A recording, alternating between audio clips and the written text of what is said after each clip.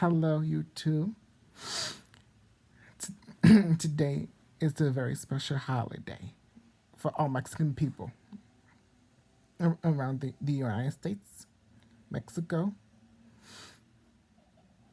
Oh yeah, pretty much just Mexico, and many Spanish parts of the USA. There's many Spanish colonies in the United States.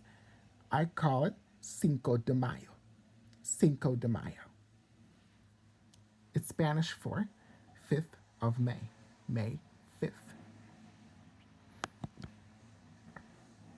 What is Cinco de Mayo? People may ask. In case you are all wondering, let me tell you what this holiday is all about and how it started.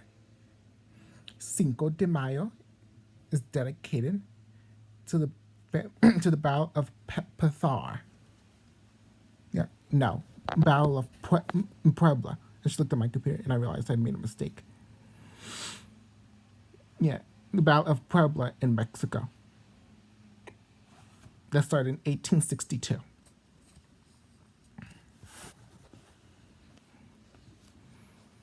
Okay, Cinco de Mayo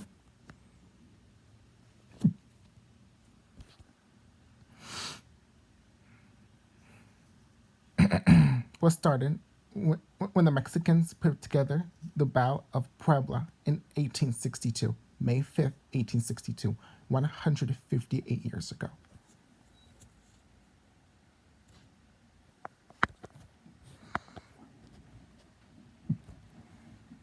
And in the 20th century, this holiday, Cinco de Mayo, has been celebrated by Mexican immigrants that came to the United States from various Mexican cities to celebrate with Mexican food,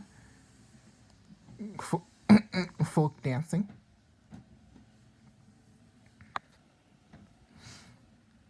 speeches, parades, and all of that. It all started in Mexico. Mexico won the Battle of Puebla on May 5th, 1862. That's why we have they have their own Mexican holiday, Cinco de Mayo. Cinco de Mayo, 5th of May. So after I complete this instruction, I'm going to show you a clip that will tell you more history of Cinco de Mayo. Here we go. Enjoy. Cinco de Mayo, or the 5th of May in English, is a day of Mexican pride and heritage. Every May 5th, parts of Mexico and many people in the United States take the time to celebrate with parades, family gatherings, parties, folk dancing, mariachi music, Mexican-inspired food, and of course, cerveza and margaritas.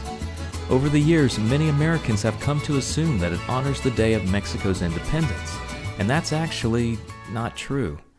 Mexican Independence Day is called Grito de Dolores, or in English, Cry of Dolores, in reference to the battle cry of the Mexican War of Independence from Spain. It is celebrated on September 16th, when Mexico declared its independence back in 1810. So what really happened on the 5th of May, and what are we truly celebrating? Cinco de Mayo commemorates an event that happened some 50 years after Mexico declared its independence. The 19th century was especially brutal for Mexico. After a long and fierce battle to win its independence from Spain, the young nation clashed with the United States from 1846 to 1848, and then a civil war beginning in 1857. These struggles ruined Mexico's economy, and the country had accumulated quite a bit of war debt. By 1861, Mexico had borrowed a lot of money from the United Kingdom, Spain, and France. With no other options, Mexican President Benito Juarez suspended payments on Mexican debt for 2 years. That news wasn't well received by the European countries.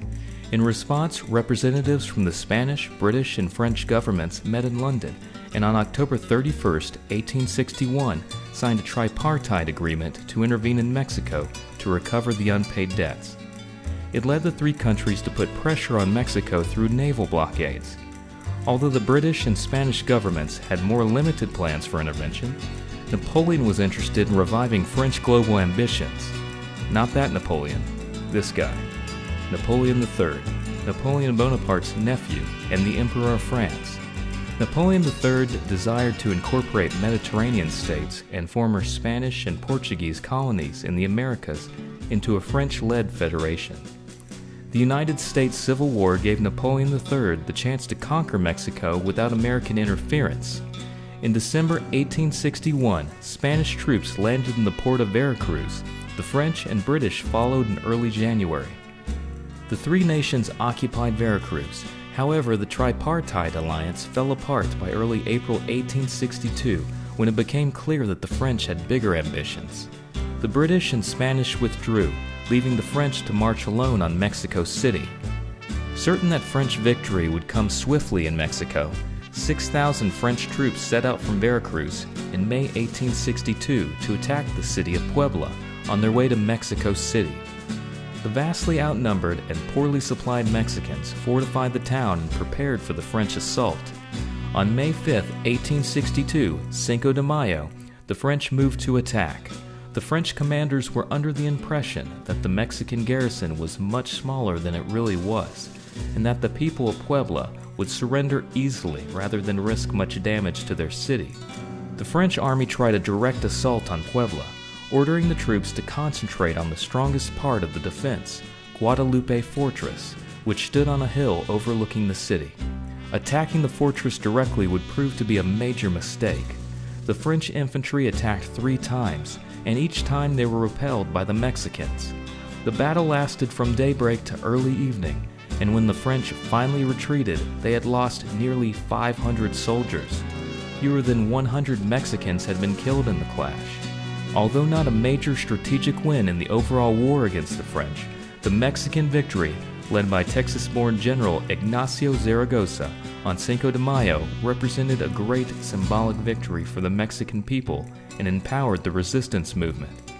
Because of this great triumph, General Zaragoza is considered a hero and champion of the Battle of Puebla.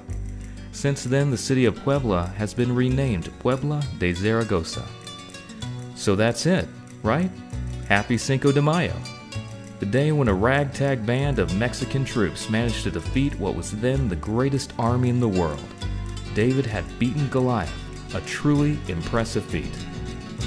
But that's not the end of the story. Now the pride and prestige of France and of Napoleon III was at stake. Reinforcements were sent and the French army in Mexico rose to 28,000 men. During the winter, the French prepared for a new campaign in spring 1863. This larger French force laid siege to Puebla beginning on March 16th by encircling the city.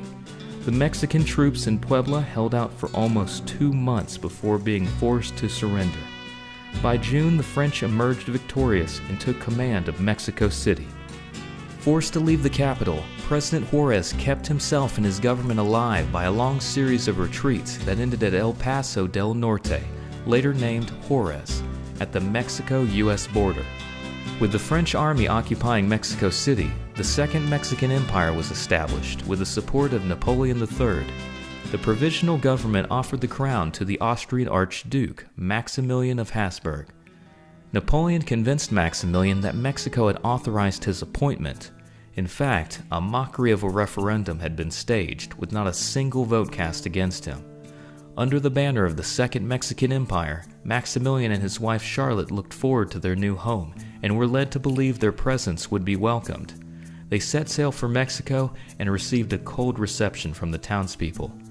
Maximilian I was crowned emperor on April 10, 1864.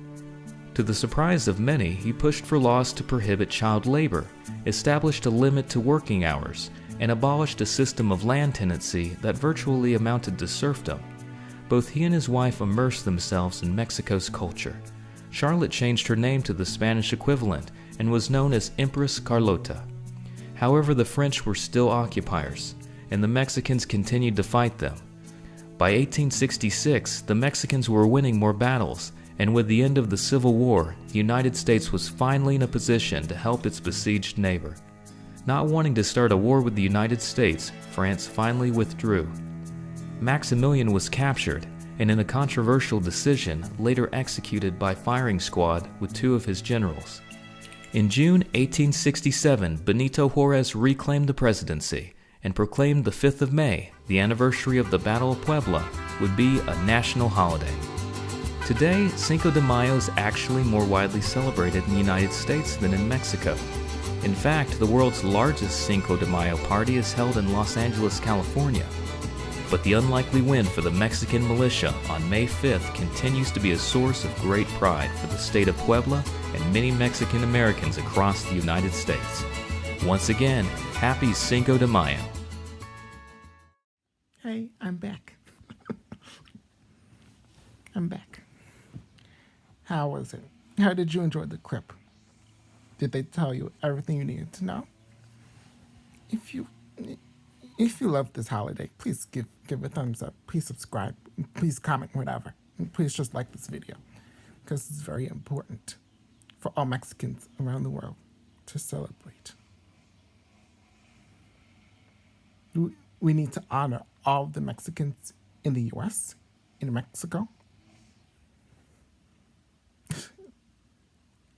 and in most of the other countries who speak Spanish.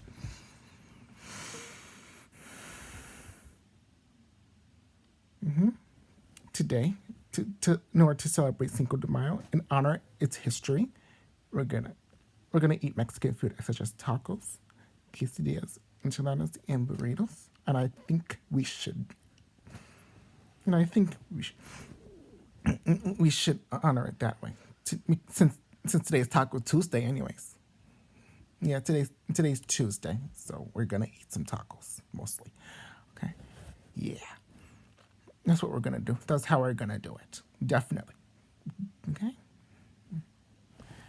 Yeah, there will be more updates, so stay safe out there during the virus.